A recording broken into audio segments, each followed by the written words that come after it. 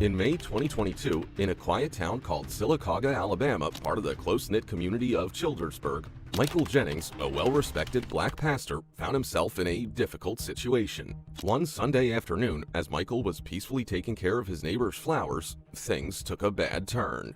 The body cam footage recorded the moment when Pastor Michael Jennings from Vision of Abundant Life Ministries in Sylacauga was approached and taken into custody while watering flowers at a neighbor's house. The police were called by a neighbor who didn't know Pastor Jennings and thought he looked suspicious at another neighbor's empty house. Howdy. Hey man, how's it going? Pretty good. What you doing here, man? What's going on? Are they saying that, is that your vehicle? It's not? It's the neighbor's vehicle. The neighbors? 314, I'll be on 13. Okay. You live here? No, I don't live here. Okay. They're saying that this vehicle is not supposed to be here and you're not supposed to be Who's here. saying it? They called about it. I don't know who called. I'm supposed to be here. I'm Pastor Jennings. I live across the street. You're Pastor Jennings? Yes, I'm looking out for their house while they gone. Okay. Well, that's cool. Now, do you have like ID and Oh, all? no. Listen, I'm not saying do nothing wrong. Doc, listen, There's a suspicious person. Look, I used to be a police officer in Goodwater. Don't come here with that. Okay? Look, man, don't do this to me. There's a suspicious person in the yard, and if you're not one to identify yourself, I don't have to identify myself. I'm just not a stop and identify state. That guy know me. He came to my store that got broke in. I live right over across the street. Who called y'all? that's what we got to figure out. But first, You have no right to approach me if I ain't did nothing suspicious or nothing wrong. Listen. Told him I'm a pastor. I pastor until I don't hear. Sir. You want to lock me up? Lock me up. Lock me up. I'm not showing y'all anything. I don't care who called y'all. Lock me up and see what happens. I want you to. hey, man, just come here and talk to us. Okay, What? what? Oh, if you would let us talk to you, we can figure stuff out. We're just trying to talk to you, man. Come here. All right, go ahead. Do what you got to do. Go on and lock me up. Look, just have a seat, okay? It all started when a concerned neighbor, unaware of Michael's presence, made a call to the police, suspecting a trespasser. What unfolded next would leave Michael feeling dehumanized and the entire community questioning the actions of those sworn to protect and serve. 1026, one black man. Sit down. Sit down, man. Just Okay, let me call my wife. you're not calling My nobody. son just got racially profiled in Michigan. He's got his master's degree. He's an athletic director. 3 police profiler came in. I was ex-police officer, good one. I told you I'm a pastor. Okay, look, man. Who called y'all? You will not listen. I have a call on you, right? You have to identify yourself to me. You I don't. understand what I'm telling you? No, I don't. If you ain't watch how you want to take me down, book me. Go do what you need to do. Go do what you need to do. I think it's going Will to you be. please call my wife right quick? We're going to wait off. All right. Well, y'all sit with him, Jeremy. I'm going to go over here because it's six people over here that call. Can you have the 72 that called? Step out. Michael's composed demeanor and efforts to cooperate were met with opposition. The officers insisted on verifying his identification, leading to a standoff that left the pastor feeling powerless and deeply humiliated, especially when they promptly placed handcuffs on him. Hey, you know what? 1015. 1015. I ain't going to sit there and have that, dude. 313. Show me 1015, one black man. I got to get gas, so he needs to go with someone else. Just look on the log and see who called. I mean, I saw the gold SUV, and I saw him outside, and all I did is said, hey, man, do you live here? No. Is that your car? No, it's the neighbor's. So I'm finna go over here and run the tag. Okay. He's not going to cooperate. Oh, no, sitting there hollering. I'm trying to explain to him that we got a call. We have the right to identify. If you're a pastor and you're here watering a neighbor's yard, that's fine if you got permission. As the situation escalated, Michael's attempts to explain himself fell on deaf ears. The police, seemingly driven by suspicion, refused to reveal his identity, leading to a sequence of events that would soon make headlines. Despite Michael's verbal identification, the officers persisted. They didn't realize they were messing with the wrong person, one who knew his rights and was determined to stand his ground. This is 505. She says she's stepping outside. Are you talking to the 72? Do you know that gentleman? Like, Yeah. You do? Yeah. Okay, does he have permission here to be watering flowers? He may because they are friends. Okay. And they went out of town today, so Right. he may be watering their flowers. Okay. It'd be completely normal. Is that's fine. If he would have said, hey, I got this, gave his identification because he's a suspicious person, he said that's not his vehicle, it's their vehicle. We Okay. have a call. Like, Yeah. we're here because we called you. I don't know who called, somebody did. Did you call us? 313 is Roy Milam of Childersburg on a 2004 Chevy Tahoe. No color listed. Registration is valid till 6/30/22, negative 29. 10-4, you did say the name's Roy Malin. 10-4. 10-4, thanks for my mix up. Yeah, he lives right there, and he would be watering their flowers. This is probably my fault. Okay. Do you know who Roy Malum is? That's the person who owns that vehicle. I don't know the guy's name. I don't know who owns. It could be their vehicle. Step out. Sister Connie. Listen to me, man. Listen, let me talk to you. Who is Roy Malum? That's you, ain't it? I'm Michael Jennings, sir. You're Michael Jennings. Who is Roy Malum? Okay, that's who that vehicle belongs to. Yeah, that's who all I lives know. in- His name is Roy. That's who lives here? That's Roy. I call him Roy and call his wife Connie, and I've been dealing with him for 7 years that I've been living here. They are friends. Okay. So you called not because of the car, but because you saw someone beside you. Right. I didn't know it was him. Yeah, I'm sorry I got to about keep their that. flowers watered. I got to keep their flowers watered while they're gone. You okay? And by the way, I won't get down to the graduation. We're going to get you signed something. Listen to me, man. Listen to me. Anytime the police come out and they say, we want to identify you, you have to identify yourself because there's a reasonable suspicion, there's a reasonable man, there's a vehicle. There's a reasonable suspicion that you're here. It's not a crime. Yeah. If you would have said, yeah, here's my name, here's everything, we were like, no, sir, we're not about that. I told okay? you I was here watering the flowers. How do I know that's the truth? I Anybody, had the water hose in my hand. I was watering those flowers. anybody can pick a hose pipe up. He is going to be so pissed when I tell him I got arrested watering his flowers. We got that. Look, let's sit back in here. Okay. You can sit down. Give me, so we can get this going on the ball. All right. What is your social? I'm not going to give him a social. You need to give me your social. I'll give you Bastard. my name. That's all I'm going to give you. You're not going to run no 27 and 28 on me and get me in the system for no reason. All right, what's Hey, your the girl already told you who I am. Okay, yes, I'm Michael yes. Jennings. That's all you Michael gonna get. Jennings. Michael Jennings. Spell your first name. M-I-C-H-A-E-L. What's your date of birth? 11766. 1/17/66. All right. Sit in the car for me. Yes, sir. We'll handle this in just a Hey, can you second. give me a, can I get one that's hot? Yeah. Will you let the window down a little bit for me? Eventually, a neighbor intervened and clarified to the police that Michael was innocent and had not committed any wrongdoing. The neighbor, well acquainted with Michael, explained that he lived nearby, had a legitimate reason for being at the location, and was simply taking care of his friend's flowers while they were out of town. So you can do this once. Come on. I looked out the door, Daddy. I was wondering where you were. I thought you was outside doing it. She came over and told them that she made a mistake and they still want to try to do something to get my structure. If you don't give me an ID and we don't have a way to identify him, I will have to get on John Doe. But if he's got it, then that's fine. Okay. Yeah, he's okay. So he's been identified. I'll He's tell you what identified happened. himself. We She's get called identified here. him and verified who he is and where But he lives. when we get here, of course, we're going to immediately investigate the call. Yes. Find him on scene. All he's doing is watering the plants, and that's not a problem. What do you want? What do you want to And do? we say, hey, Your phone sir, is at we the have a house. call here. What do you want to do? Need you to identify yourself, please. Like, no, I'm not identifying myself. You don't have to identify me. And he began to walk away. Okay. So he's just listening, he's walking away. So, Okay. of So course, what do we you detain want us to him. do? We don't know what's going on. Gotcha. After that, we radioed for them to contact her, have her step out, talk to us. She does tell us it's a mistake, and all that stuff. At this point, he's already collected the charge. Once we place him on arrest, we can't un-arrest him. Does that make sense? This is so simple. And the neighbor just told him this morning, please water the plants and he take care of them. he said Look that, out but for it was the all house. afterwards. It was all afterwards. And all we told him was like, if you're here to water the plants, that's okay. Just please identify yourself, just your name, and let us call the owner. And he didn't want to do that until he caught the charge.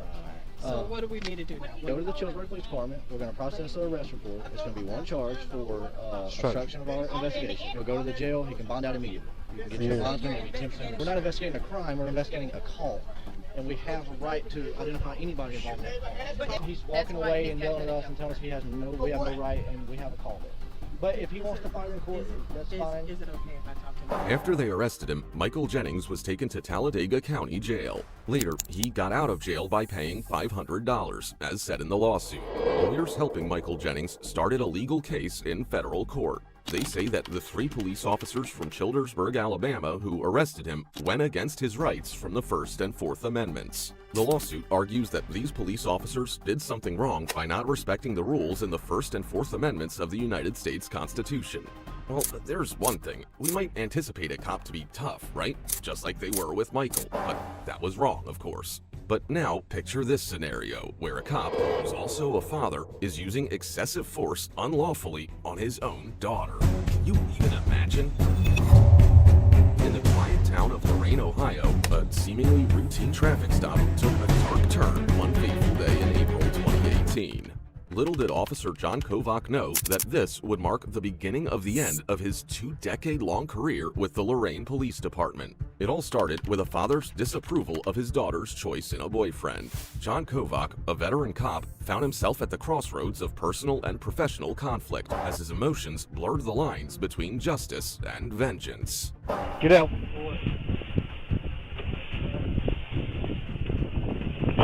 my car. Any guns, knives, weed on you? So I can do something to you, even more. I'm playing with you. Meet John Kovac, a cop with a mission, determined to separate his daughter, Caitlin, from the man he deemed unsuitable, Makai Coleman. But as we'll soon find out, this wasn't just about a disapproving father. Why is her computer there? I don't know. So if I check and you're lying to me, you're going to jail. That boy's been harboring her. Okay, I heard she was suicidal. She's getting a ticket because she wasn't wearing a seatbelt. So that's going to cost you your daughter. So that's going to cost. Okay, that's fine. I will. Kovac thought Coleman wasn't right for his daughter because of family problems. Things got worse when Caitlin, his daughter, stayed with her boyfriend even though her parents didn't want her to. Kovac became deeply concerned when he suspected his daughter might be contemplating self-harm. While it's natural for a parent to worry, it becomes problematic when personal concerns start influencing professional behavior. The distinction between his role as a father and his responsibilities as a police officer became blurred. And that is what led Kovac to this point, the consequences he would face later. Get my car. Get my car. Goodbye. What? Goodbye. Goodbye. In my car. You can't take me. I am 18. Goodbye. Goodbye. Hey, you can get back in the car. No, you're not. Get my car. Why are you taking me? Get my car. Why are you taking me? You have to give me a reason. By law, why are you pushing me? Why are you pushing me? Why are you doing this? Get in my car. Get in the car. Why are you putting her in the car? She was suicidal yesterday. I was not. You weren't even with me yesterday. Just well. Regrettably, he resorted to using threats and intimidation, prioritizing his personal desires over his duty to uphold the law. This emphasizes the importance of maintaining a clear boundary between personal matters and professional responsibilities, especially within law enforcement, where impartiality and adherence to ethical conduct are crucial. Police Chief Sel Rivera called Kovac's actions an abuse of police authority and a serious departure from appropriate protocol. Kovac was swiftly terminated on May 11th, but he has chosen to appeal, supported by the Fraternal Order of Police Lodge No. 3. Just as we saw in the case where the father cop was flexing his power, there's another officer who believed he could do anything when he was with teens, but later faced the consequences of his actions. It was November 23, 2016 in Georgia when a black Jeep speeds down the road and a passenger shouts, "F the police." Little did they know, they were about to cross paths with Officer James Sanders, a cop with a history of trouble. Officer Sanders, patrolling the streets, heard the profanity and decided to pursue the offending vehicle. The dash camera captures the chase, the tension palpable as Sanders pulls over the Jeep. What unfolds next is a gripping encounter that exposes the abuse of power and the consequences that follow. How's it going? License and insurance.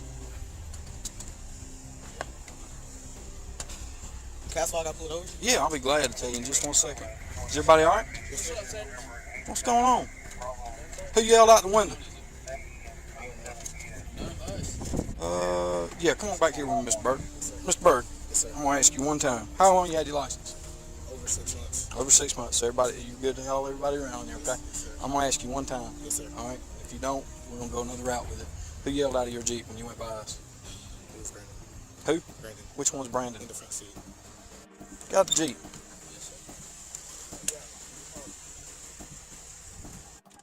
What'd you have to say? No. Tell me one more time you're going to jail, son. What's your name? Brandon Hughes. I know who you are. Is there something you need to say to us? You want to yell out the window? Who you yelling at? Hey, look at me when you talk to me, son. Who you going to yell at? What'd you say?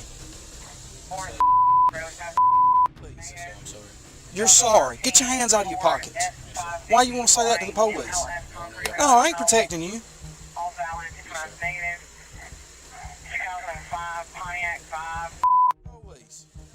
Why?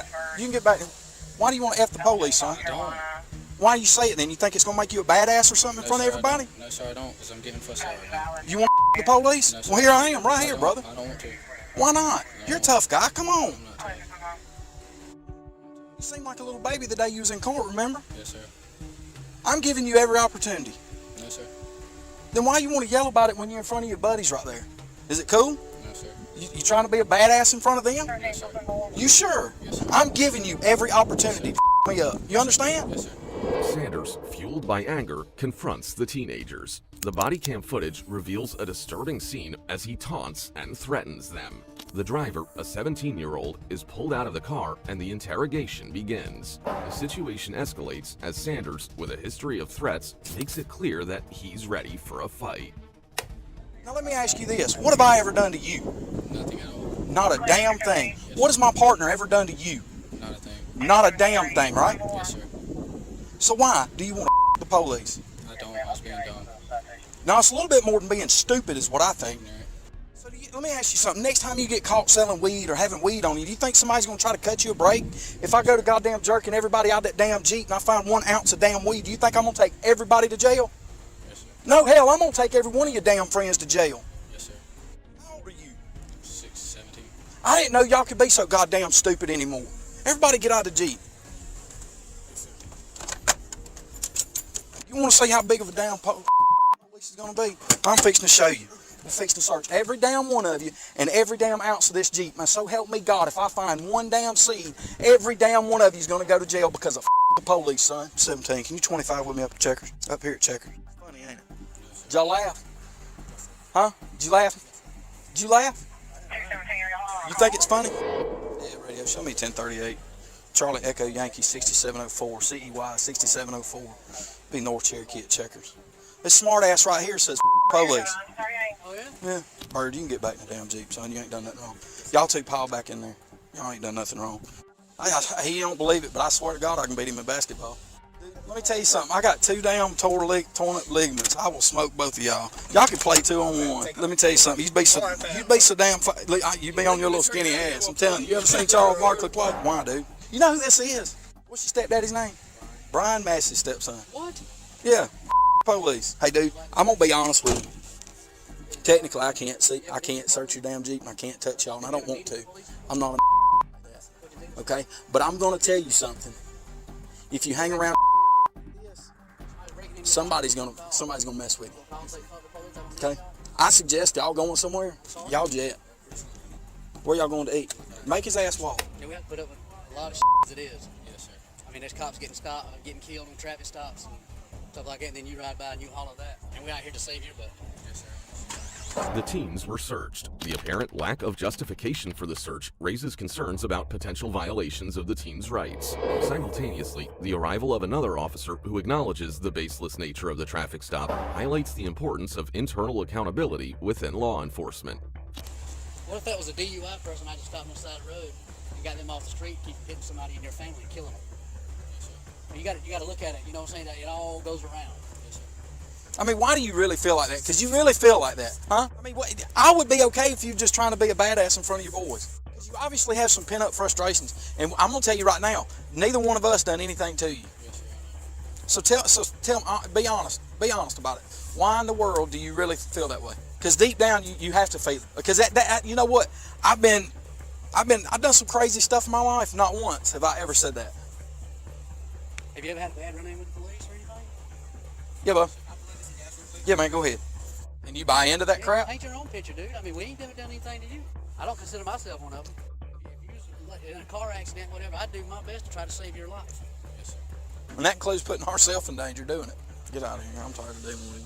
After reviewing the footage, Social Circle Police Chief Tyrone Oliver determined that Officer Sanders violated policies. As a result, Sanders, an 8-year veteran on the force, was promptly terminated. Chief Oliver's swift action underscores the importance of upholding professional standards and reinforces the commitment to accountability within law enforcement. It's important for everyone to know that these situations show how crucial it is for police to be fair and do the right thing. We need the police to be responsible and make sure they're doing their job without hurting innocent people.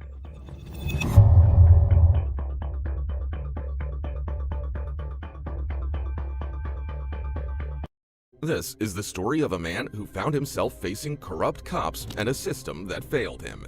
In February 2020, Antonio Smith, a regular guy, got caught up in something he didn't expect. His encounter with the law would turn into a horrific tale of mistaken identity and brutality. The body cam footage vividly captures the Valdosta Police's unjust arrest of Antonio Smith, revealing an unnecessary and excessive use of force during his detainment. In response to this alarming incident, Antonio, just a regular person, had to stand up for what's right, not just for himself, but for everyone. Let's get started. About suspicious activity, man. Suspicious activity? What? Where about? They say they got someone. View that camera. I told them what I was doing. Oasis Signs right here next to the El Rodeo. I told them what I was doing. I was waiting for my sister to Western Union me some money. I always go there and get Western Union, and they know me. Hey, you got your ID on you? Yes, I got my ID. What are you guys doing? We're out here investigating some suspicious activity, sir. I'm not doing anything. I've been around cameras, so I ain't been doing nothing. All right. So what were you doing over there at the Walgreens? Waiting for Western Union. Call my sister right now. She's in Florida. You have a cell phone, call her. Don't call me who? like this. Call my sister in Florida. Don't do this. He was unaware that a challenging situation was unfolding when the Valdosta police came his way. It's clear how frightened he appeared, anticipating unjust accusations. Despite repeatedly asserting his innocence, it seems like nobody was paying attention. This scenario reflects a broader issue where some law enforcement officers, unfortunately, may misuse their power, accusing and mistreating individuals without proper cause. What are you doing? Oh my God! What are you doing? Put your hands behind your back like you told. Put your hands. What are you doing? Oh, Jesus. Oh my God. Oh, please. Put your hands. I wasn't doing anything. Oh my God. Jesus. Oh my God. He's on my wrist. Oh my God. Stop. Hey. This was the other guy. The guy with the warrants over there. Oh, what did you do? Huh? No, there's two different people. Because they pointed this guy out to me. So you want to talk about House 27 and 29 through Florida OLM, please. Sierra 530 001 74 0050. We got you. All right. Stay on the ground. Here, in this moment, you can witness the law enforcement officers forcefully throwing him to the ground, displaying an excessive use of strength, all the while acknowledging that such force was entirely unwarranted and not required given the circumstances. No, that's the other guy. The other guy is over there. They pointed out two different people. They got the guy with a warrant. This guy, I had just got contact with him. Oh, this is one with a warrant. No, that's why I was trying to. No, because it's two different people. That's why I was trying to figure out if I had missed something. He told him to put his hands behind his back. Because they pointed this guy out too. The people at the store pointed him out also. No, I thought I had missed something. We told him to put his hands behind his back. That's why I thought I had missed something. Because it's two different people. Because they just pointed this guy out to me. Who did? In reference to what? Reference to whatever was going on over there. They said this is the guy, but apparently there's another guy over there too. Because the lady. They wanted CT on him as well? I don't know. I hadn't even asked. They just said right there, right there, right there. I'm Antonio in 1607, the one that be talking about the witches all the time. God damn it. I'm so confused. Wait. Okay, so. He's not the one with the warrant? No. Apparently he has a warrant. So whenever they were talking to him, Swartz said, hey, come over here and see there's another guy. Because that guy said, hey, there's another guy also. So when I walk on the side of the store, people are there like, that guy. I was like, hey, he's walking to the Red Roof Inn. So I thought this was the guy that they were calling about. Because he said, because that guy said he's not the one that they're calling about. He said it was this guy. So whenever he was walking down, I was like, all right, well, I went back to go grab my car. And I got him stopped here. And then he was like, hey, put your hands on my back. And I thought that I had missed something. Oh, God. Hold on, sir. Hold on. We got an ambulance coming, okay? You don't want to talk to the ambulance? Oh my God. Hold on, sir. One second. Can you just hang out and let ambulance look at you? Finally, it became evident that Antonio was unjustly accused and subjected to a brutal arrest by the Valdosta police. Unbeknownst to him, this distressing encounter resulted in more than just a legal battle. It left him with a broken wrist and enduring scars that would impact him for a lifetime. Oh, just give me 1 second. Let me talk to somebody real quick. Okay, and I'll be right back. I'll talk to you, okay? As I was getting ready to put my hands behind my back, Huh? You said what, man? As I was getting ready to put my hands behind my back, he forcefully picked me up. Okay. Oh, Jesus. Hey, man, let me get your address real quick.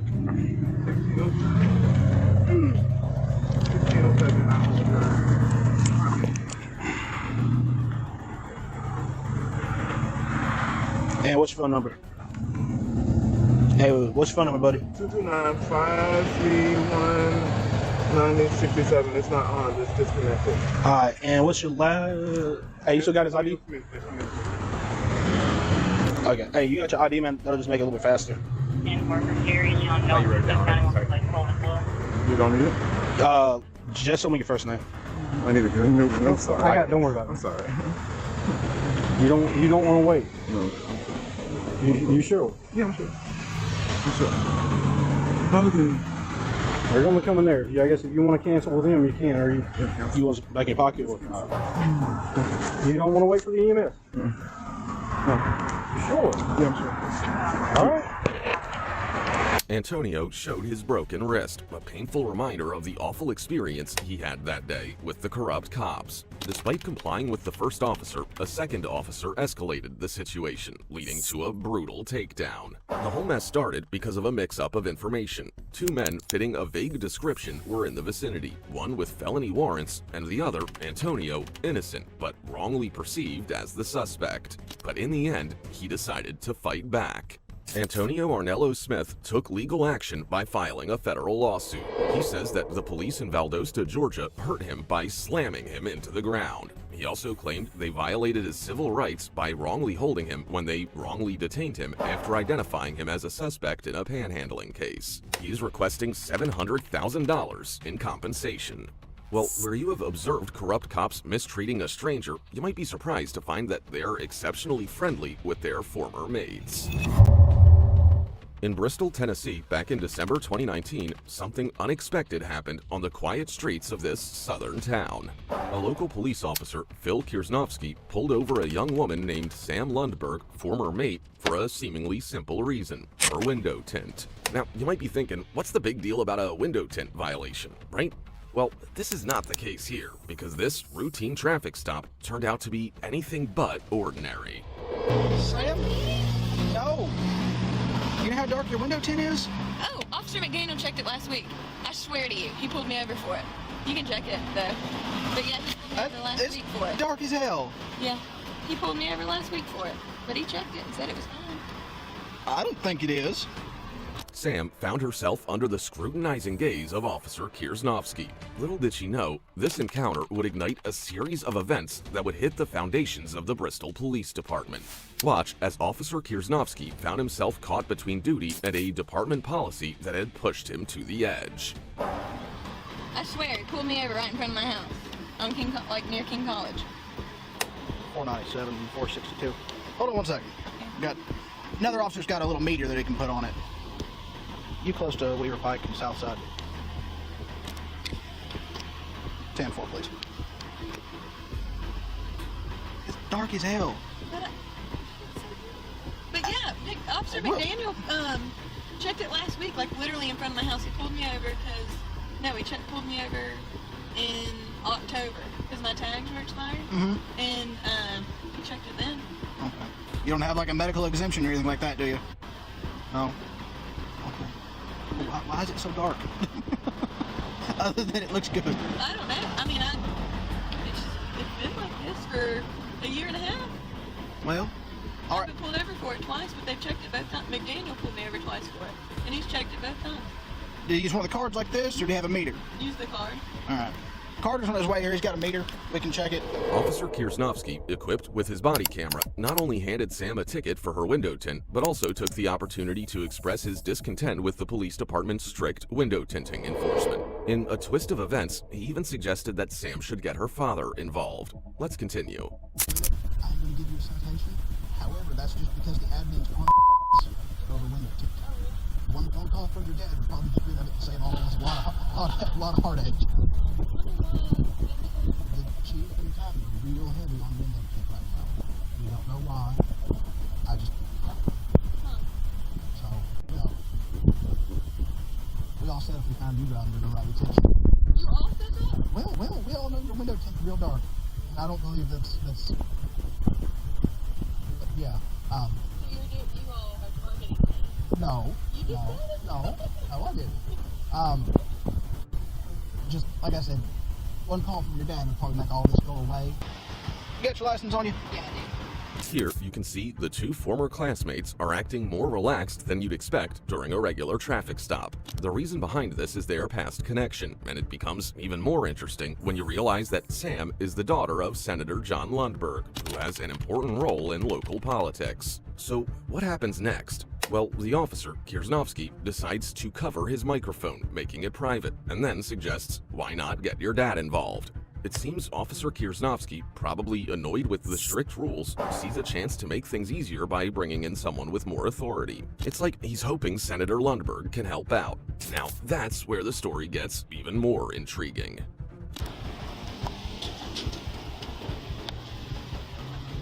Your window tint meter. Mm-hmm. I'll try to get it shut down. Yep, need the window tint meter. How's this thing work? You just stick it on. Stick it on there. Alright. She says Matt pulled her up the other day and said it was good. It looks real dark to me. What if I don't want him to check my window tint? I don't like you. What? I'm just kidding. Why don't you like Carter? Alright.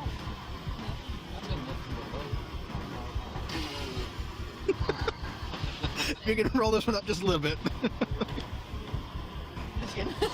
Or that one. It might get his chin stuck in it, I don't know. Yeah. Oh, whoa! I'm gonna cut your hand off.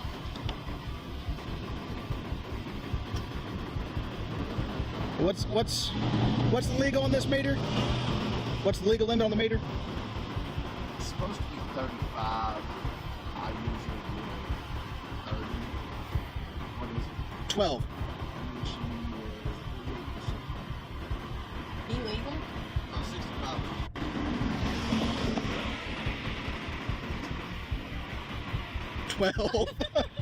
I think when Max stopped you, Max blind. Dang. So, sit tight for me, okay? Alright. Another officer came with a meter to check if the car's windows were too dark. While checking, the officer also said that he doesn't really like doing this stuff. He explained that even though he personally doesn't agree, he had to follow the rules from the court. It was kind of unusual to hear the officer speaking his mind or about how he felt, especially with the job he had to do. Watch this. Alright. There's your ID back. Except, I hate doing this, but our admin's on us real heavy for window tint. A lot of us don't agree with it, but... My mom got a ticket today, too. Where? And I was giving her so much shit for it, and now I'm like, Graham? Oh, well, Josh is... So... Shut up, don't tell people that. No, court date set for February 26th at 8 a.m. You do have the option of having it taken off and get legal limit, and the judge will treat it as a warning and he'll dismiss it. I'm not even going to be in town that day. There's a number on the back there you can call and have it rescheduled. Okay. Or you can just pay the ticket and leave the window tint as it is. However, it won't stop other people from stopping you. Wild. Okay. All right. You just sign there. Not admission guilt. Just saying you received a citation. You'll get taken care of. You'll appear in court. All right. Got any questions for me? No. All right. Fast forward to the aftermath, and the consequences of this traffic stop would reverberate through the community. A Bristol, Tennessee police officer lost his job after pulling over Senator John Lundberg's daughter for a window tint violation. In the course of the stop, Phil Kierznovsky covered his microphone and advised Sam Lundberg to have her dad call the police chief, attempting to halt the department's strict window tint enforcement. Kierznovsky was terminated for expressing his views on camera about a contentious department policy and Senator John Lundberg. Well, unlike Sam's case, where you see the cops all smiles and super friendly, there are instances where some people have to face the ice-cold behavior of cops.